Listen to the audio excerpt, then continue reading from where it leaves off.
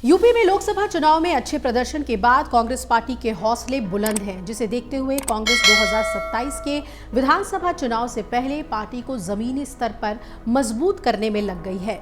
ऐसे में कांग्रेस ने अपनी नजर उन नेताओं पर टिका दी है जो बहुजन समाज पार्टी से जुड़े हुए हैं, ताकि वो अपने सामाजिक न्याय के मुद्दे को और धार दे सके। उपचुनाव से पहले अगर कांग्रेस इस कोशिश में कामयाब होती है तो इसका फायदा समाजवादी पार्टी को मिलेगा और उत्तर प्रदेश की 9 विधानसभा सीटों पर उपचुनाव भी होने वाले हैं। हालांकि कांग्रेस ने किसी भी सीट पर अपना उम्मीदवार नहीं उतारा और एक तरीके से सपा को बड़ा समर्थन दिया, लेकिन वो लगातार सपा के साथ गठबंधन में होने का दम भी भरती रही है। इस बीच कांग्रेस की कोशिश ये है कि किसी तरह से अति पिछड़े और दलित वोट बैंक में वो सेंध लगाई जा सके, जिससे पार्टी के वोट बैंक में इजाफा हो। इसी रणनीति के तहत कांग्रेस बसपा नेताओं की ओर टकटकी लगाए बैठी है। कांग्रेस ने बसपा खेमे के ऐसे नेताओं को अपने पाले में लाने की रणनीति तैयार कर ली है।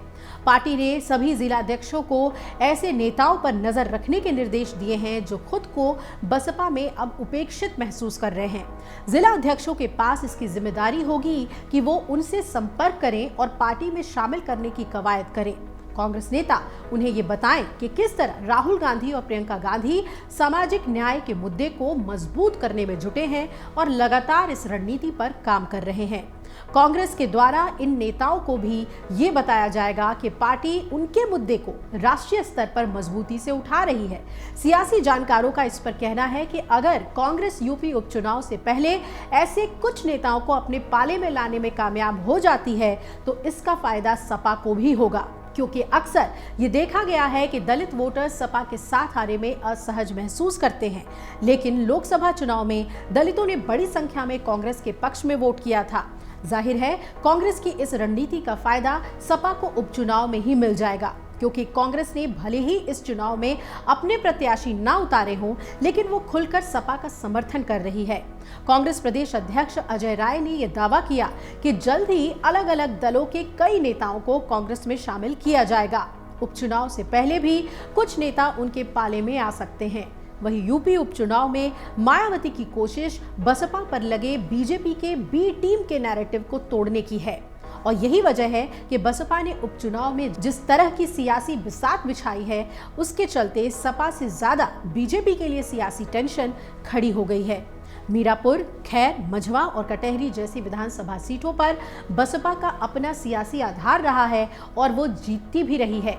बसपा ने जिस तरह से मुस्लिम बहुल सीसा मऊ और फूलपुर सीट पर मुस्लिमों को टिकट देने के बजाय हिंदू समुदाय के सवर्णों को टिकट देकर बीजेपी के लिए सियासी मुश्किल खड़ी कर दी है। मझवा में ब्राह्मण और गाजियाबाद में वैश्य समाज के प्रत्याशी को उतार कर भी बीजेपी की चाल बीएसपी ने बिगाड़ दी है। इस तरह से मायावती की कोशिश अपने ऊपर लगे बीजेपी के बी टीम के तमगे से बाहर निकलने की है, क्योंकि बीजेपी को मदद देने के आरोप के चलते ही मुस्लिम समुदाय बसपा से लगातार दूर छिटकता जा रहा है। ऐसे में मायावती ने उपचुनाव में सपा से ज्यादा बीजेपी के लिए सियासी टेंशन पैदा कर दी है और बसपा ने लोकसभा चुनाव में भी यही दांव चला है, जिसका खामियाजा लोकसभा चुनाव में बीजेपी को उठाना पड़ा था। अब 2027 के विधानसभा चुनाव के लिहाज से मायावती ने उपचुनाव में सियासी बिसात बिछाई है।